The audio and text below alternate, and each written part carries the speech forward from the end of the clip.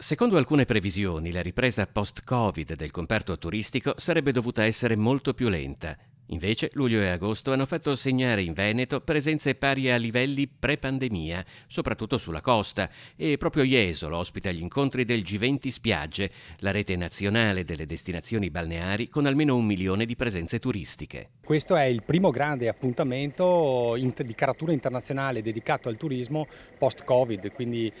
oggi siamo qua con oltre 20 città balneari che tra l'altro presentano anche un progetto di legge sul riconoscimento della loro specificità, che ovviamente ci trova concorde pur con i distingui dal punto di vista tecnico-amministrativo, però sicuramente è un'iniziativa importante che ci porta a valorizzare un comparto che sta creando molto in termini economici non solo per il Veneto ma per tutta Italia. Tra le 27 principali località balneari italiane che partecipano agli stati generali del settore ci sono Bibione, Caorle, Cavallino Treporti, Chioggia, Jesolo e Rosolina, protagoniste di 2 giornate di lavoro per tracciare delle progettualità che abbiano come pilastri la responsabilità, la sostenibilità e l'innovazione. I tavoli di confronto vertono sulle 4-5 situazioni più interessanti e anche più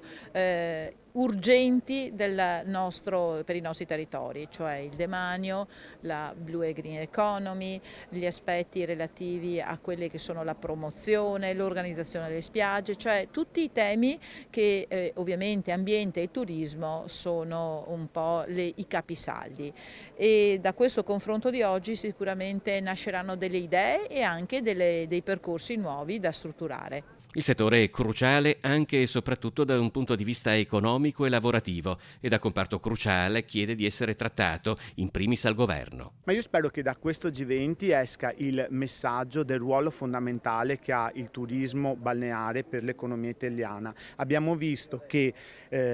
anche il turismo balneare ha dato un grosso impulso all'aumento del PIL dell'ultimo periodo, che ha visto l'economia italiana crescere molto, forse quella che è cresciuta di più all'interno dell'Unione Europea.